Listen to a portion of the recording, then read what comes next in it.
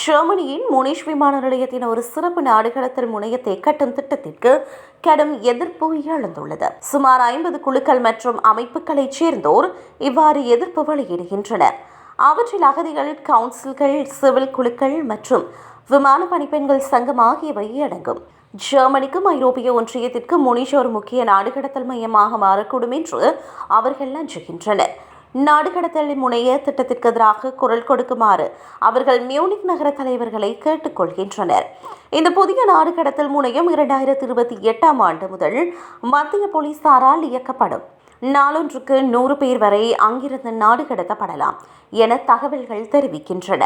தற்போது டெர்மினல் 1 வழியாக நாடு கடத்தல்கள் நடைபெறுகின்றன. மேலும் ஒவ்வொரு நாளும் மிக குறைவான மக்கள் மட்டுமே தடுத்து வைக்கப்படுகின்றனர். இந்த செயல்முறையின் விரிவாக்கமே புதிய முனையம் என விமர்சகர்கள் கூறுகின்றனர். எனினும் ஏற்கனவே உள்ள சட்டங்களை நடைமுறைப்படுத்துவதன் ஒரு பகுதியே இந்த திட்டம் என ஆதரவாளர்கள் வாதிடுகின்றனர். இவ்வாறு இருக்க இந்த பிரச்சினை முனிஷ் உள்ளாட்சி தேர்தல் விவாதத்தின் ஒரு பகுதியாக மாறி வருகிறது. இறுதி முடிவு மேல் பவேரிய அரசாங்கத்தால் எடுக்கப்படும். ஒப்புதல் அளிக்கப்பட்டால் கட்டுமான பணிகள் 2026ஆம் ஆண்டு தொடங்கி 2027ஆம் ஆண்டு இறுதிக்குள் முடிவடையும் என்று எதிர்பார்க்கப்படுகிறது.